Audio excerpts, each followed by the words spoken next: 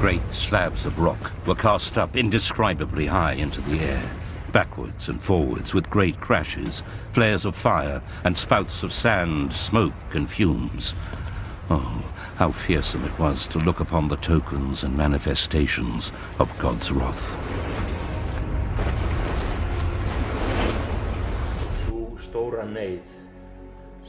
His leadership in the months of crisis that would follow turned him into one of Iceland's greatest heroes.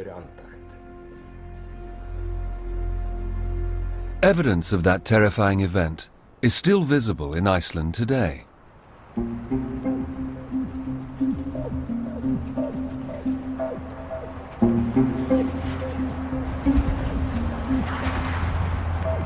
Professor Thor Thordarhyrna is a world-renowned expert on the Laki eruption.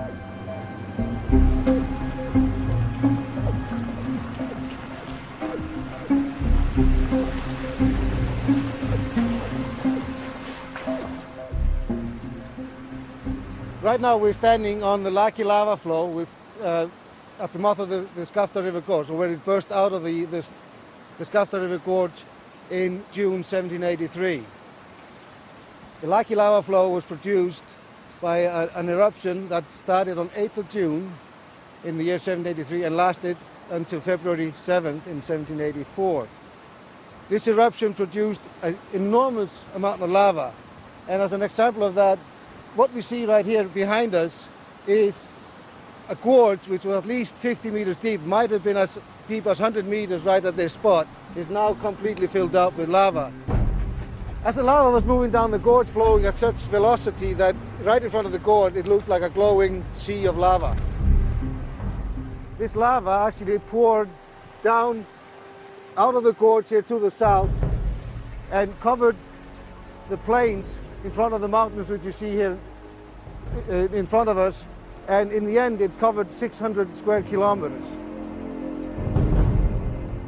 Overall, Laki emitted 15 cubic kilometers of lava, enough to bury London under a layer 30 feet thick. Right along the foothills of these mountains, we had several farms. There was 2 farms on this side here. One is still right around it behind these hills over here called Skaftártunga. Another one called Au, located right to the southeast here. There were several other farms on this side of the gorge. And when the lava flow came down, it actually went over the land of these farms, destroyed the land to begin with. In the end, it covered the farms. While the farmers watched helplessly, their livelihoods were destroyed.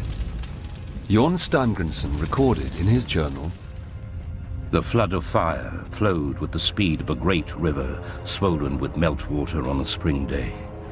In the middle of the flood of fire, great cliffs and slabs of rock were swept along, tumbling about like large whales swimming, red hot and glowing." What the pastor was witnessing was no ordinary, explosive, volcanic eruption. It was a potentially far more deadly sort, a fissure eruption. There's not a single round vent. A fissure eruption, like Laki, is one where the magma comes out of the ground in a series of lines, if you like, a series of segments. The magma is released over usually short segments, a kilometre or 2 or 3 or 4. And one part will erupt for a while, then begin to close down, and as it closes down, the next part opens up. And so it's almost like sort of unzipping the earth and releasing the magma. Still visible today, the rift left by Laki is a staggering 17 miles long and up to 1,000 foot wide. And Laki showed no signs of abating.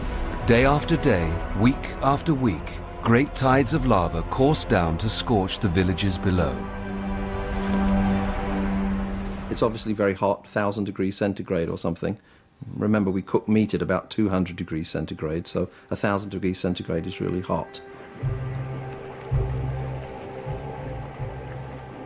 I think it's very difficult for us to imagine how it would have been, how it was like to be here at the time of the eruption. They almost heard sort of a constant boiling behind the mountains here, which is the noise that the volcano itself is making when the magma has been erupted into the atmosphere. It's almost like you can think of it as a big boiling pot of lava there, and it's just constantly boiling and very vigorously.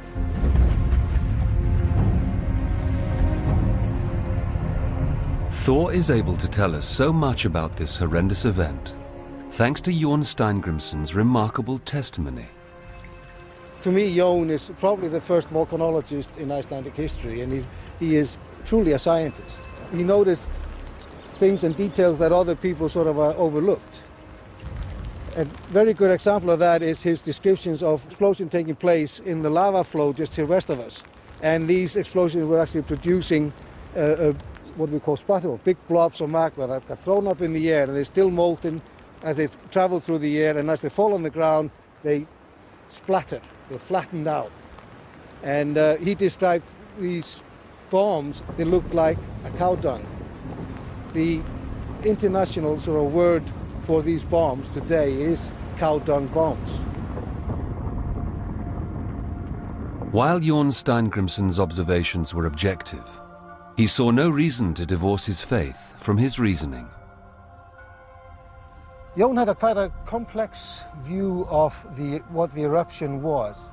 He observed it as act of nature, really, but in a way it was always the higher power, the Almighty, was behind it and had the ultimate control of things. And there was nothing untouched by the Almighty in Jón's view, I think. And while his scientific interpretations were revolutionary, his worldview was very traditional. Jón looked at the eruption as a punishment. You know, this is the Lord's way of punishing people who had misbehaved in society, if we can say so. They'd done things that were not moral. The 215 who died in this area were not felt to be too great a loss, with the exception of 12 to 20, and with the exclusion of children, as no one could say what sort of a person they would have become as adults. The worship of God and public church services were restored to a much more respectable and religious order. Despite his harsh views on the morality of his parishioners, his bravery and leadership were about to guarantee him a place in the history books. Jón was not only a keen observer of nature, but also of human nature. And as the figurehead of this community here, he also realized that one of his main responsibilities was to keep hope alive.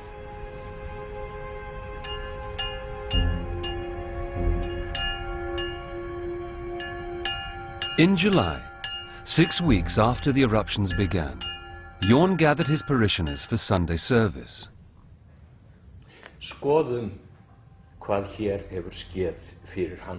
He asked them to pray to God to spare their lives. With the lava edging ever closer, those who stayed were putting their future in God's hands. Jón even extended the sermon to further test the faith of his congregation. He told them that only their trust in God would save them.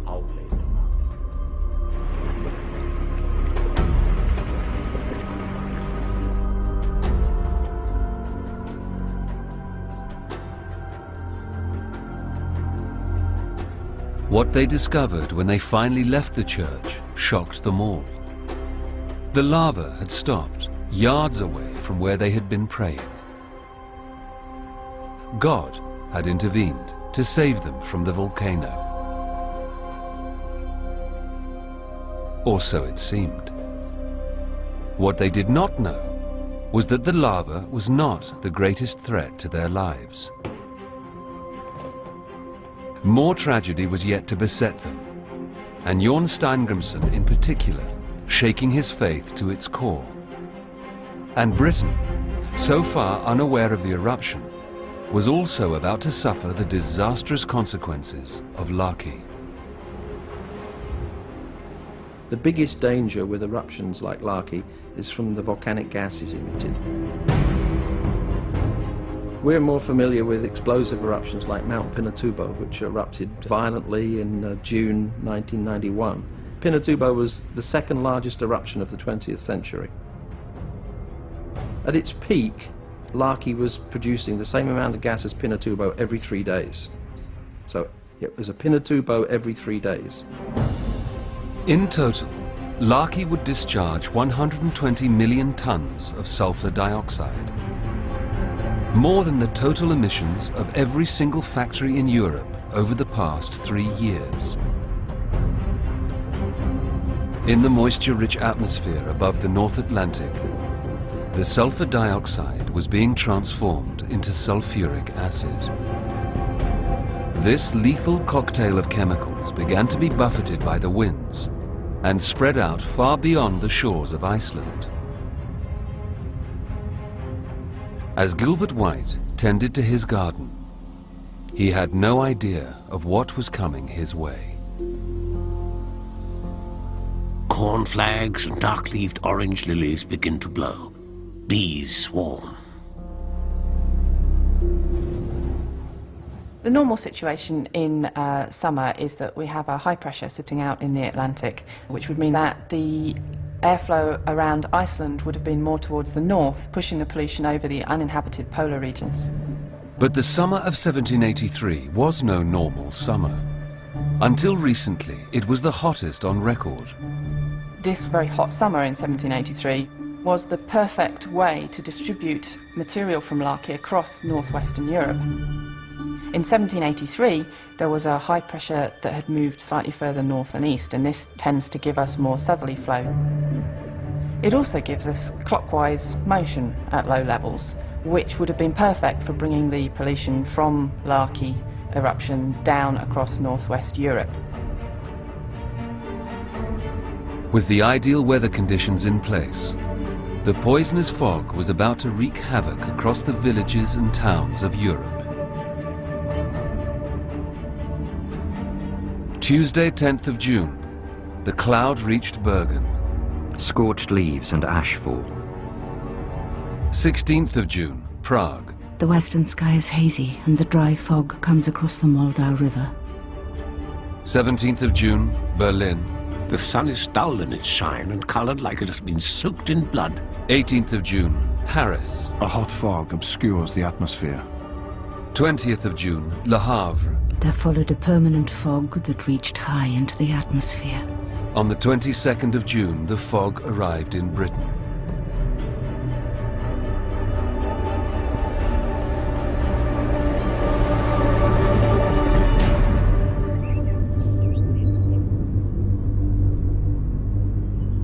The following morning, the entire country had been engulfed.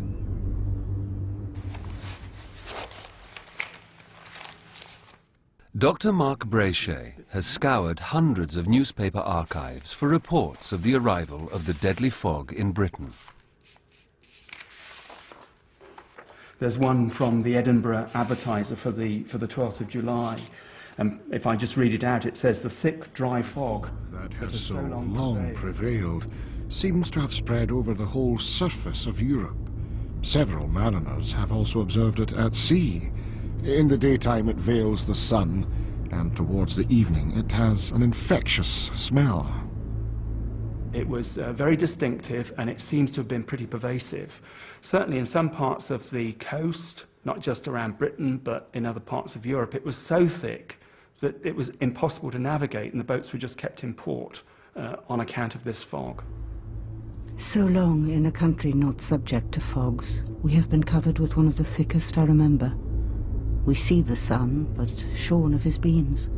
The trees are scarce discernible at a mile's distance. The sun sets with the face of a red-hot salamander and rises with the same complexion. This fog was such a phenomenon that it was reported in newspapers right across the country. Throughout most of the eastern counties there was a most severe frost in the night. It turned most of the barley and oats yellow, to their very great damage. What you don't really get in the provincial press in the 18th century is any hyperbole, any kind of histrionics. It's all pretty sober, pretty reserved stuff, very English in many ways. But one has to suspect that ordinary folk who perhaps didn't really understand what was going on were really quite frightened, and you get the odd reference to people falling to their knees and praying, and women running about shrieking and so on. So you do get a suggestion that there was real fear and some considerable panic. Some declare that the sun neither rises nor sets where he did, and assert with great confidence that the day of judgment is at hand.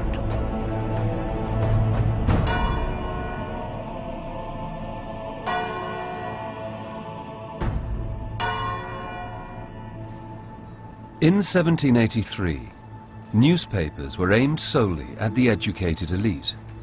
One reader would have been Gilbert White.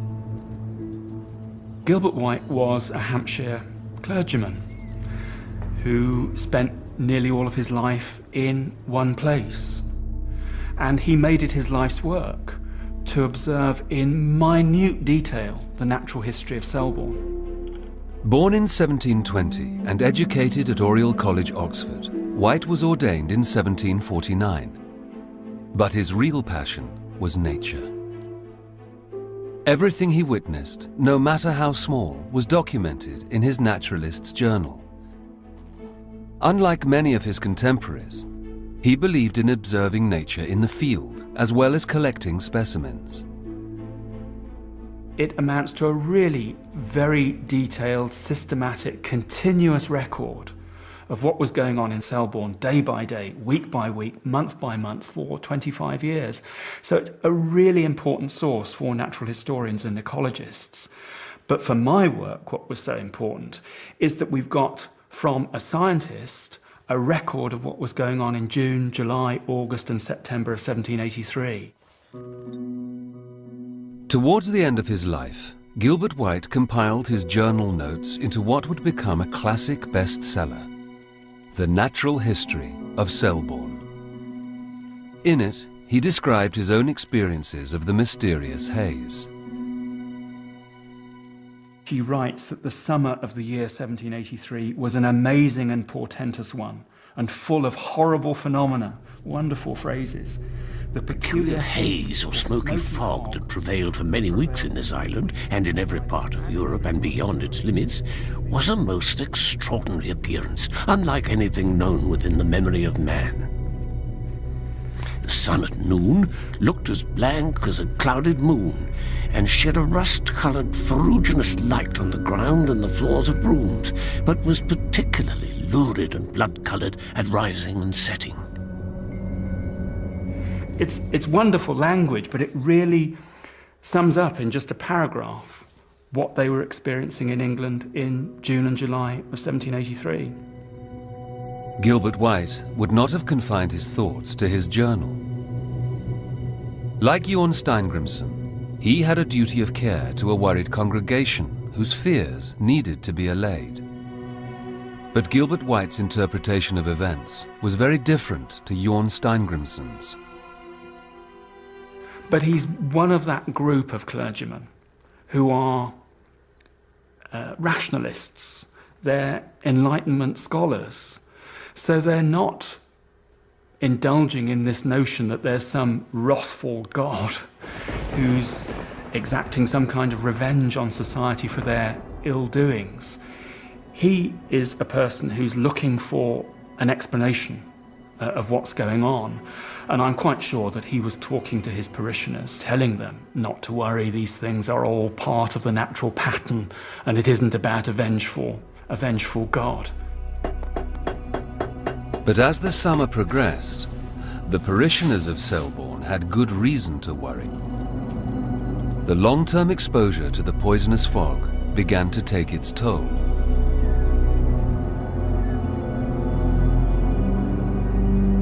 We now know that sulfur dioxide, even at low levels, can be deadly. On contact with the moisture in human lungs, it turns to sulfuric acid and corrodes their soft, sensitive tissue, choking the victim from within.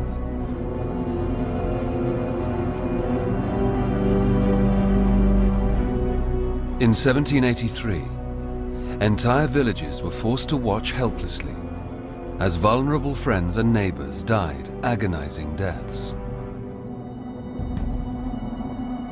Until recently, very little was known about the effects of the Laki haze. Dr. John Grattan has spent the last 15 years researching this episode across Europe. He has followed the trail of evidence to Chartres in France.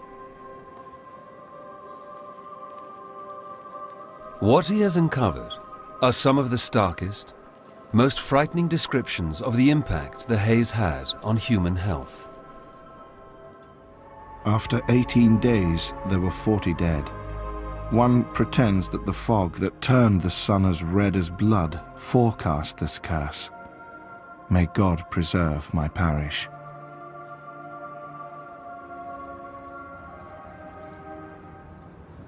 We're in Chartres because this is the centre of an area that was particularly badly affected by the sulfur from Laki in 1783.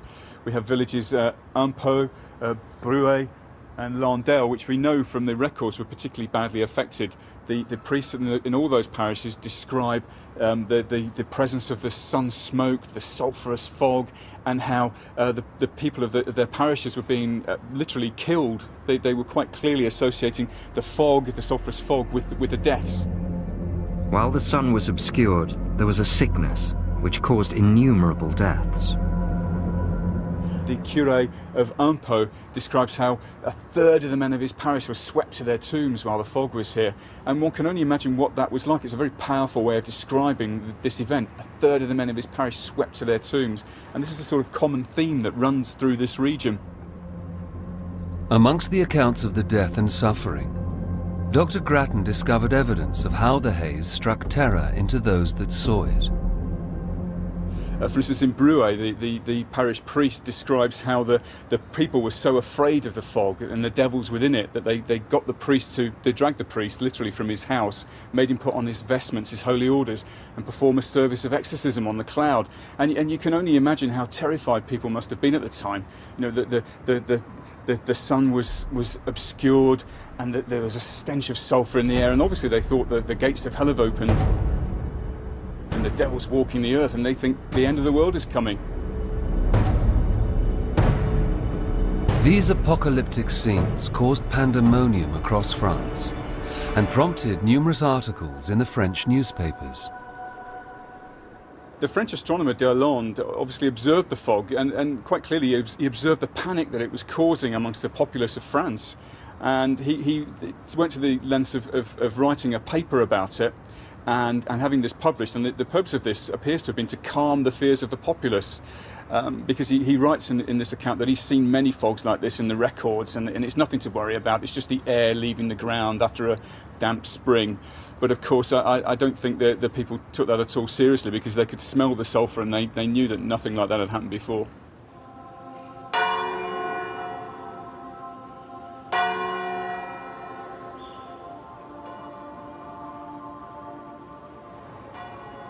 Overall, the death rate in this region of France increased by about 5%. But precise numbers for the rest of France are difficult to establish, because French burial and death records have not been compiled as they have been in Britain.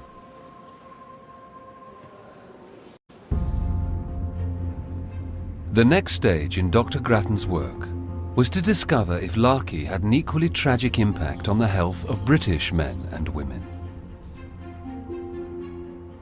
In my research, I'd been to archives all over Britain. Joseph William, labourer, buried September the 27th. Samuel Flinders, labourer, buried September the 10th. Thomas Butcher, farmer, buried September the 3rd.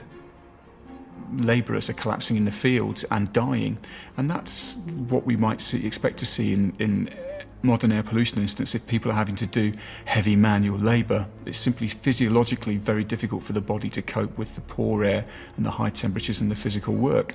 And you can see in the parish records we've been looking at that labourers are there, people in the prime of their life, and they're dying in the summer. But the names of individuals weren't enough.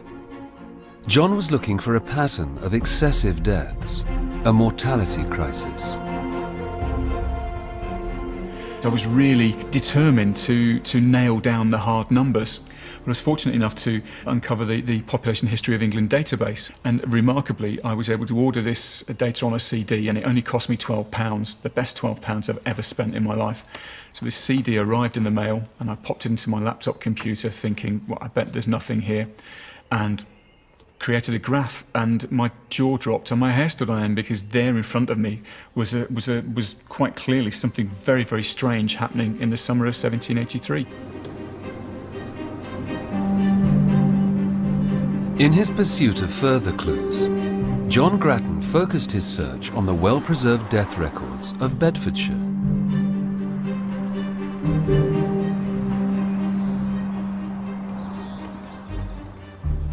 Typically, in a parish like this one, Malden, the normal number of people who might be expected to have died in the summer would be about 4 or 5. And in the summer of 1783, there are 17 people die here.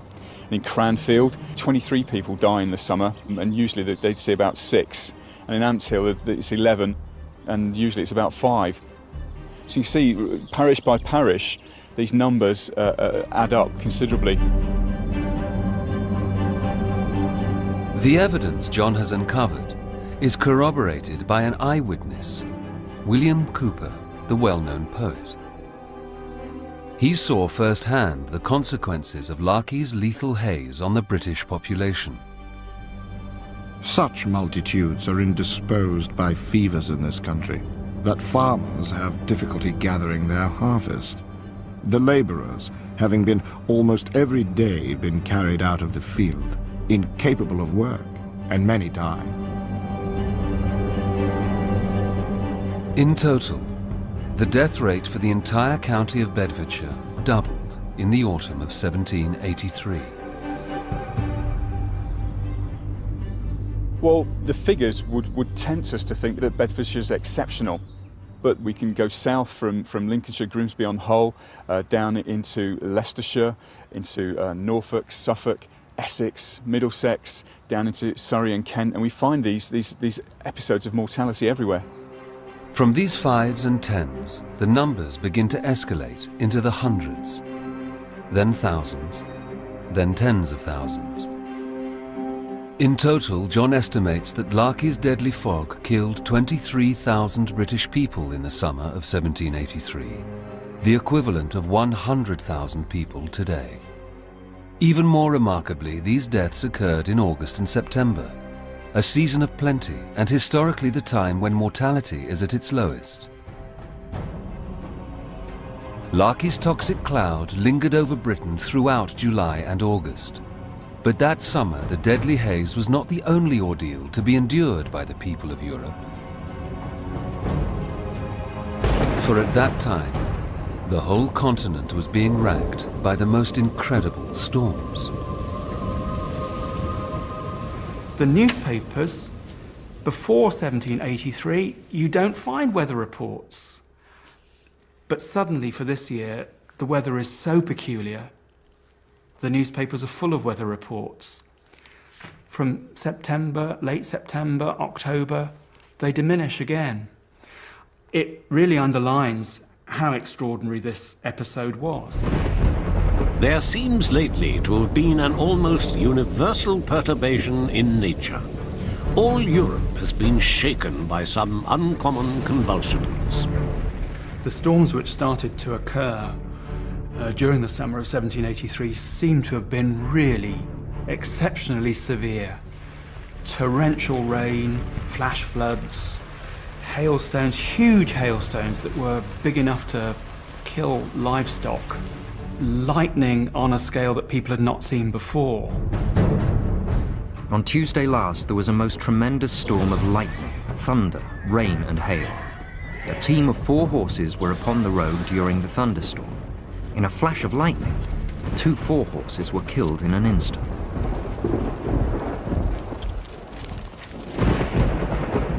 There are a lot of reports that seem to link the haze with the thunderstorms. They felt that the hot haze had caused the atmosphere to build up and be overcharged, and then you got the lightning, and then you got the thunderstorms. There's certainly evidence of that in the newspapers. By the autumn of 1783, the toxic cloud that had caused such tragic loss of life finally dissipated, and the population of Britain could breathe again. But the death and destruction caused by Laki was far from over. As autumn turned to winter, it started to get very, very cold.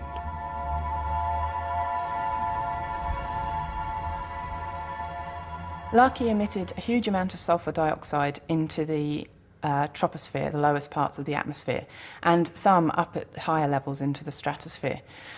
Once that material gets into the stratosphere, it undergoes chemical reactions to form tiny droplets of sulfuric acid, which then scatter the sunlight back towards space rather than allowing it to reach the surface, and therefore you would tend to see a cooling of the Earth's surface for the next few years.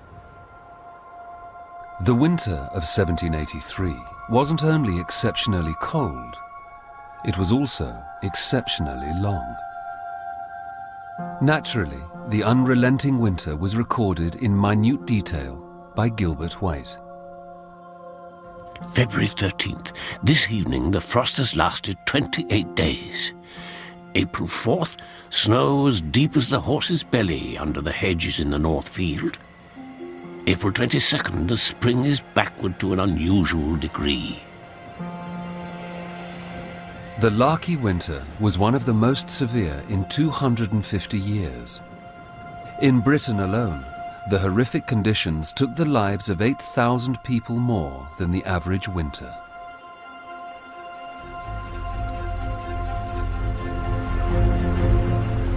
When spring arrived, terrible floods of meltwater struck across Europe. In Frankfurt, Germany, the family home of the German author Goethe was flooded. Goethe's mother wrote, "We have had terrible floods here. As I write this, my cellar is still full of water, and ships are passing through our streets. In particularly low areas, the water has risen to the first floor."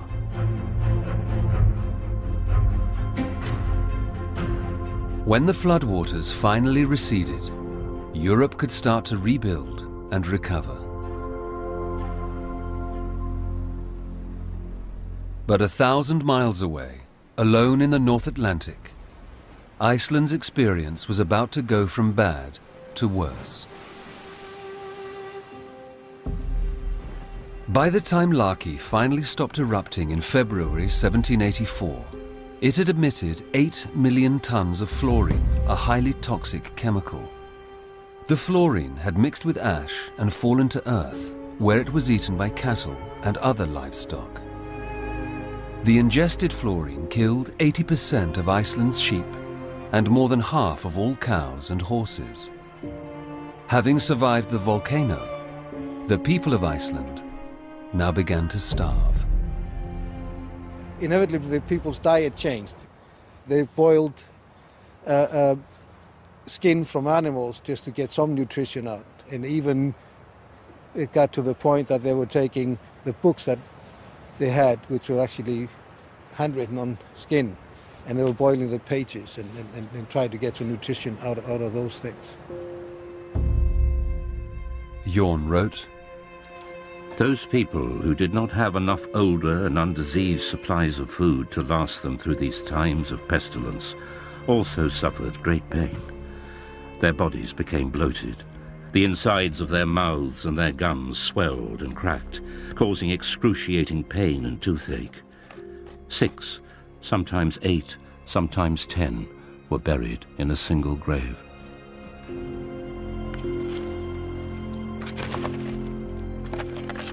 And God's judgment tragically struck closer to home than Jorn expected. Thuna Hannesdottir, Jorn's wife of 38 years, was a victim of the famine, casting the pastor into a deep depression. I experienced an overpowering malaise and insomnia, which aroused harmful thoughts in me and every kind of temptation. The period from the autumn of 1784 until the spring of 1785 was the most dismal that I ever lived through. When I lost my wonderful wife, everything collapsed around me. Jorn's wife was one of 10,000 people to die in Iceland as a consequence of the Laki eruption. 1/4 of the country's population.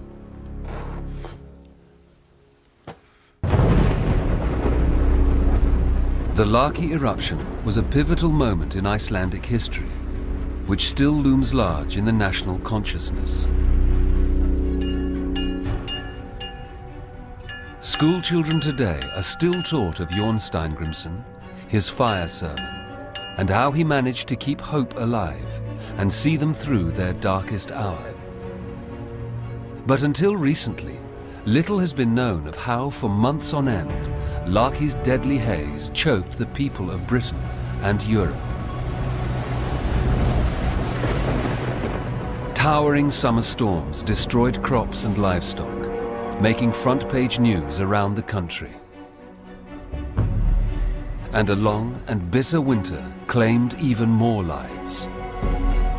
And yet, the deadly aftermath of the Laki eruption has been lost in the mists of time.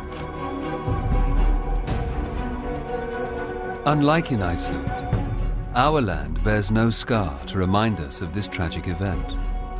Once the haze had lifted, there was no physical evidence of Laki's cloud ever having visited our shores.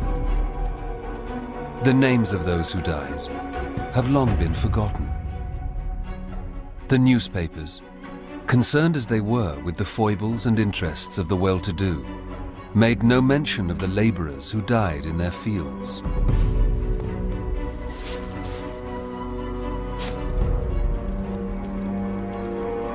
No one knew at the time that Laki, a volcano thousands of miles away, was to blame for their deaths. The chilling fact remains that we are no safer today than we were 230 years ago.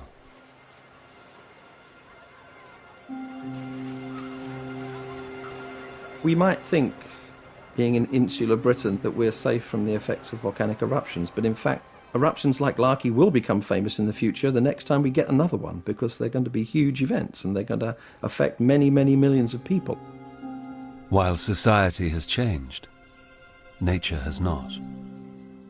What has been accomplished in sort of the Western society over the past 100 years or so is to give immunization against most of what nature can throw at us. So in terms of relatively small hazard events or fairly short-term droughts or periods of excess rainfall and so on, that society can handle that. What society can't handle are the very extreme events, like we saw with the Indian Ocean tsunami in 2004 with Hurricane Katrina.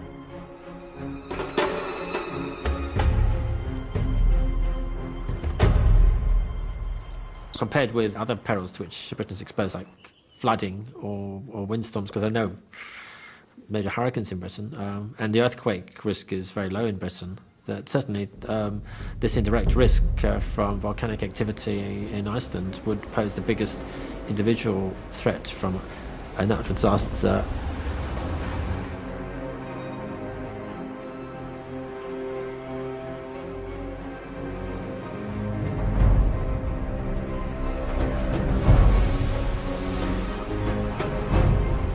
And we really don't know when the next one will occur, but there will be another one. If the winds are in the wrong, quote-unquote, direction, ash clouds, gas clouds, sulfuric acid clouds from Iceland could sweep across Britain again. And that's when the world will turn around and say, well, why didn't you tell us about these eruptions before?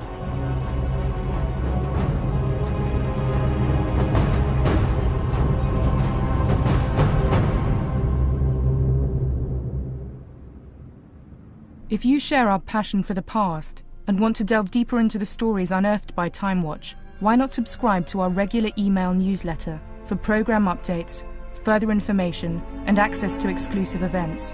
It costs nothing. Visit bbc.co.uk/timewatch to subscribe.